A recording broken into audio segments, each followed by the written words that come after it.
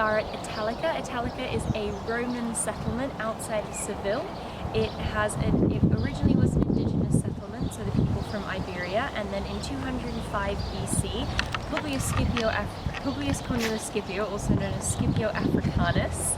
Scipio Africanus, after the Second Punic War, settled veterans here. Again, it's a settlement along the Guadalquivir River, so it was also a military buffer. It is famous because this is where the very well-known emperors Trajan and Hadrian were born, and so it enjoyed a nice, luxurious life into the empire. The settlement we're about to see is going to be mostly things from the empire, as the Republican settlement by Scipio and the indigenous settlement have been built on by the town that is now surrounding this site. So Spain was very important during the Second Punic War, because obviously Hannibal and his cousin Hasdrubal, or however you pronounce that, had a lot to do in Spain. They tried to use it as a point for getting across to Italy. So having these veteran settlements is very important for generals in ancient Rome, because in case something else happened, the Carthaginians came back, or other people decided that they wanted to fight the empire. As you can see here, we've got one big road intersecting another road.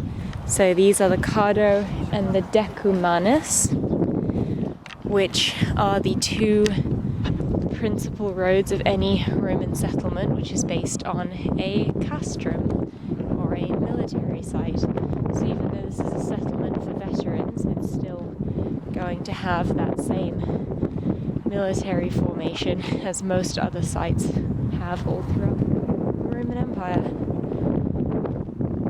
While I walk around the back of the Exedra, I'm going to give another disclaimer, which is I've never studied the site before. I did not even know about its existence until 2 days ago. So the amount of information I have on this is quite limited, but I will try and show you guys the good Roman shit. So we've just come into the city walls, and here we are at the Exedra, which is the first building that we meet. So what's kind of cool about Roman cities all over the Roman world is that they basically had the same formula, the Decumanus, the Decumanus and the Cardo road in the castrum, and then the same buildings. So wherever you were in the Roman Empire, you could have a little bit of Rome. I almost said Rome. It's funny because I almost said Rome instead of home. You can have a little bit of either with you wherever you were. This is gonna be a shitfest today, guys.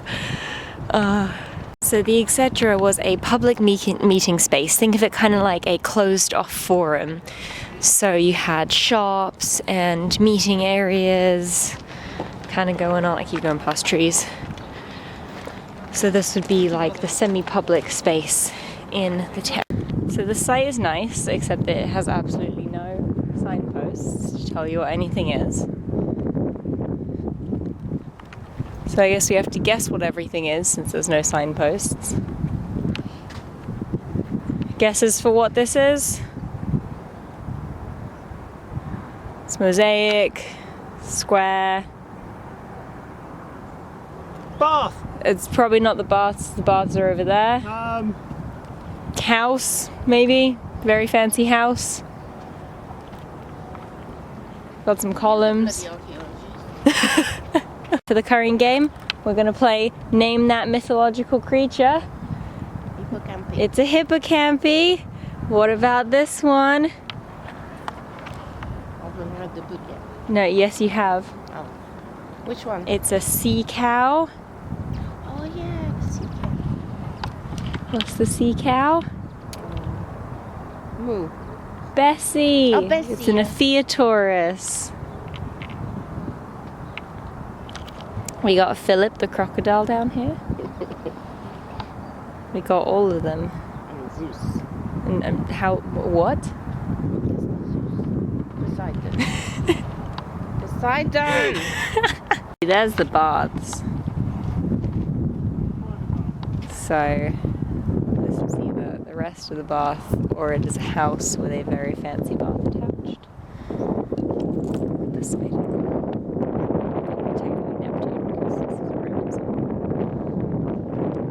Just want everyone to know that I was right, and it is a fancy house with a bath attached.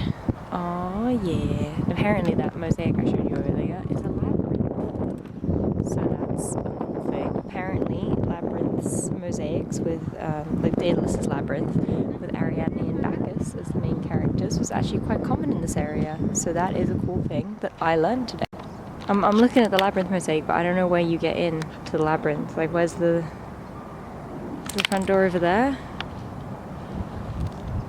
Do I want to go in this labyrinth? Is it a metaphor? It's probably a metaphor. So here they've rebuilt a Roman house. So we're going into the area with the impluvium. And then here's the peristyle garden. And then the rooms all around the edges. Oh, I see some mosaics. Bird mosaic. Get out the way of the shadow.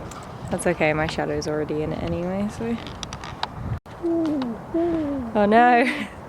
There's more birds on the bird mosaic. Look at the purples used in this. It's very nice. These mosaics are just really well preserved. These colours.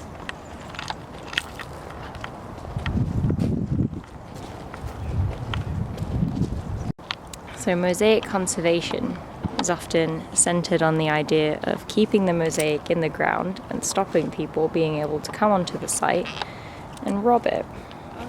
So what they've done, some really interesting things here, is rather than recreate the mosaic, they've actually done the design out of metal, so you can see where the design continues, but they haven't actually infilled it, so you can tell what's original and what isn't with the gravel here. And over there, what they've done on the more significant pieces that have the birds and the decoration is they've just infilled the rest with plaster, so that roots and plants and things won't grow up underneath it, and so that moisture won't enter from above it and cause damage to the mosaic, rather than infill the design. You can see it's put on these beds of concrete to make sure that people can't come along and take a piece. Also, the concrete's normally better at stopping moisture coming in and getting in between the tesserae. Here we have a lovely mosaic with the head of Medusa in the middle. Focus? Yeah, look at those little snakes. Look at those snakes. Let's see if I can get a better shot.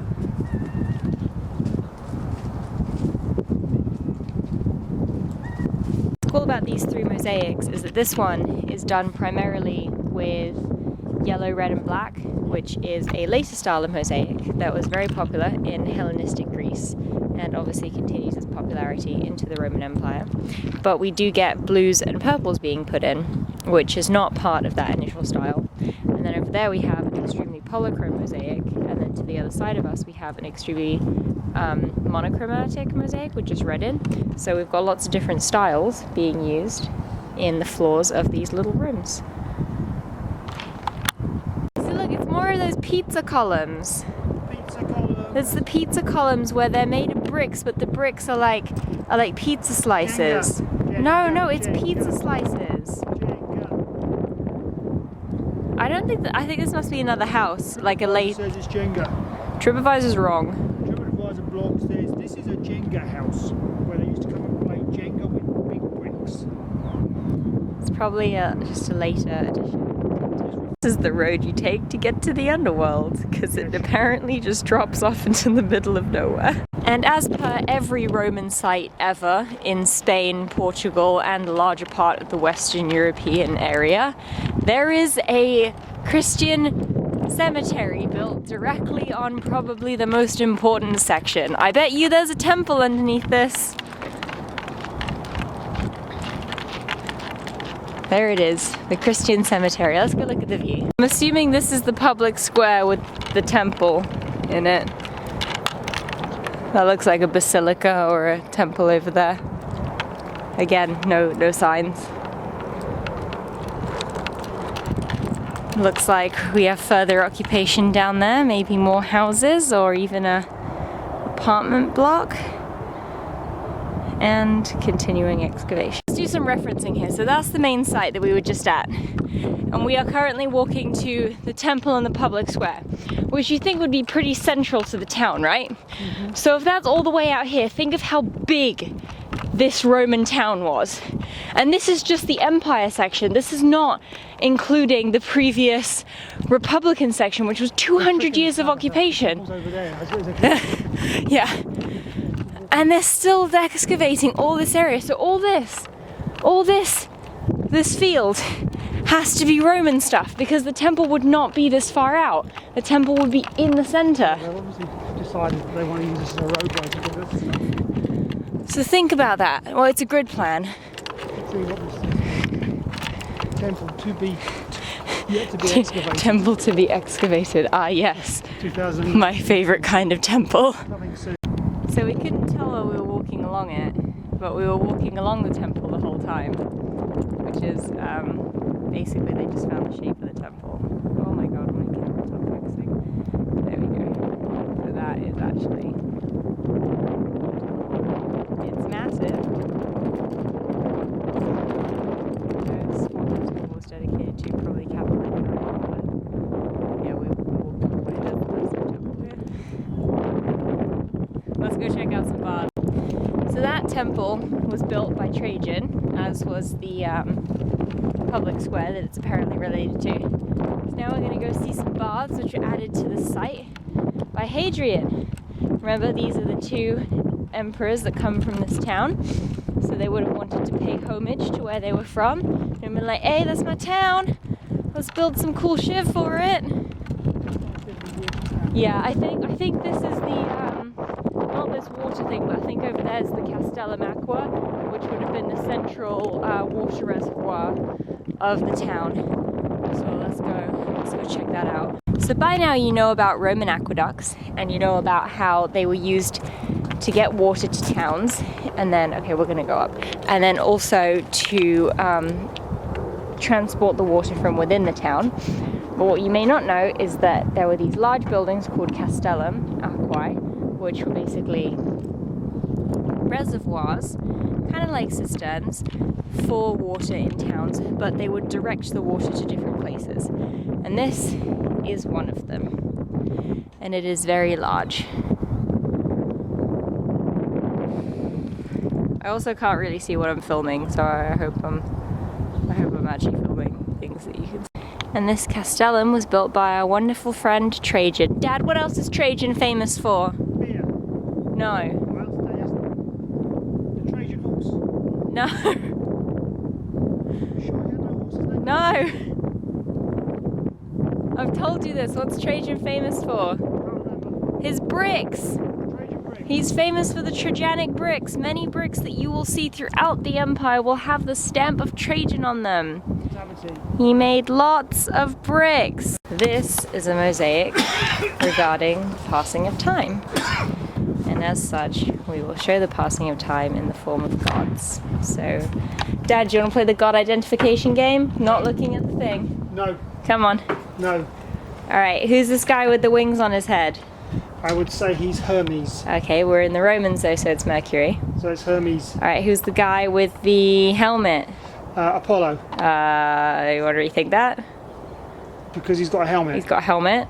So he's Mars. got, yeah, there we go. Alright, who's this guy with the laurel wreath? Hephaestus. I think that's Jupiter, isn't it? I'm gonna... Aha! Oh, yeah, it's Jupiter. Alright, who's this shrouded guy looking really shady? Hephaestus. No, that's Saturn. But, like, that's a good try.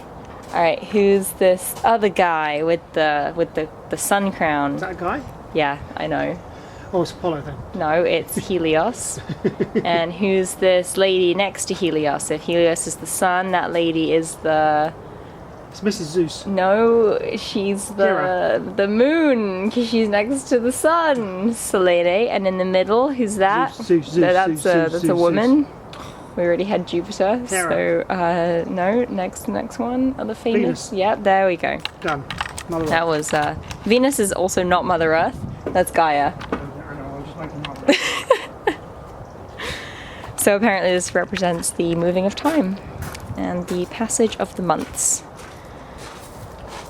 or just the movement of astral bodies in general. Again, we have an interesting assortment of gods. Jupiter, of course, king of the gods, but Saturn, Mercury, Selene and Helios giving us some Mithraic concepts. Mars obviously representing the beginning of the agrarian year, and Venus being Venus, I guess. I got really excited about Saturn, so I forgot to mention that we're in another house. This is not a bath, this is a house. Here's some mosaics regarding Bacchus and Ariadne.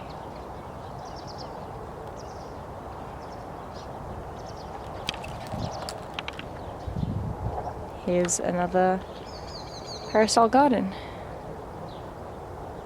This is a friendly reminder to my viewers who go to archaeological sites. If you sit on walls, I will find you and I will fight you. And you will not enjoy the process. Don't sit on archaeological material, you terrible people. That's what benches are for. Alright, let's walk into the amphitheatre. We never did find the Baths of Hadrian. From here, were they? Yeah, I mean, they were somewhere. Well, I think we found them. We know. You recognise I them. don't think we found them. Maybe they were in the Castellum Aqua. Maybe they were hidden. Or they weren't excavated yet. Look at these barrel vaults that remain. Those are some nice barrel vaults. And here we are again in another amphitheatre.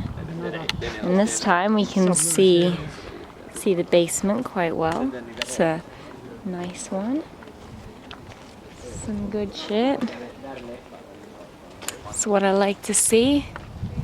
Oh, let's go through the sides. Gotta love walking through the amphitheatre. You got the tunnels to get out.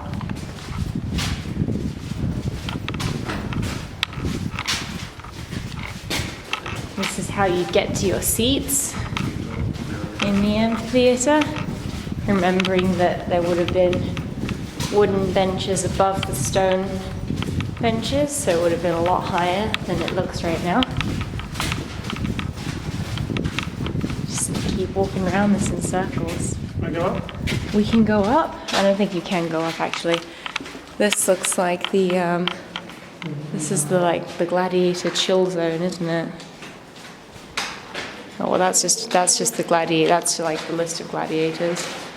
Oh, actually, this might be the little temple area because you've got little apse. Little statue. Oh, this might be how you got to your chairs above. I feel like you should be able to go up. Look at those barrel vaults up there. That's nice. Alright, let's go in again. In again. Oh, this side's sunnier.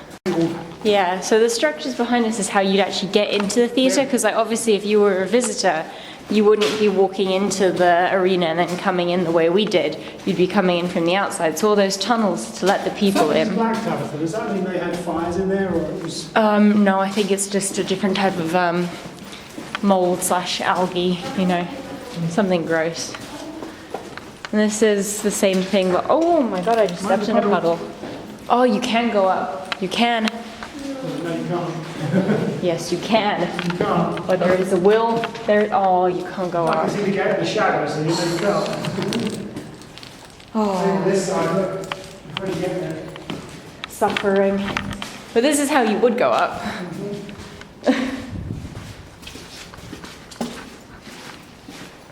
Yeah. Away from it, yeah. We got to one of the corridors that people would have entered.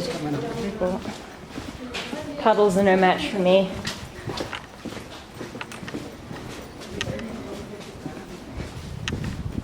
So this is, we're going out the amphitheatre. Ooh, and that's how you get under. Let's take us out. Do you want to turn around and come back in? Because that's going to take us back to the front door. Let's see. Let's see. Yeah, this is the side entrance. Look at those nice columns on the outside. And these columns would hold up the wooden floor that would have been here. That's the wooden floor that then would have had all the trapdoors and the elevators and magic stuff in it. So, you know, the good stuff. The spectacle.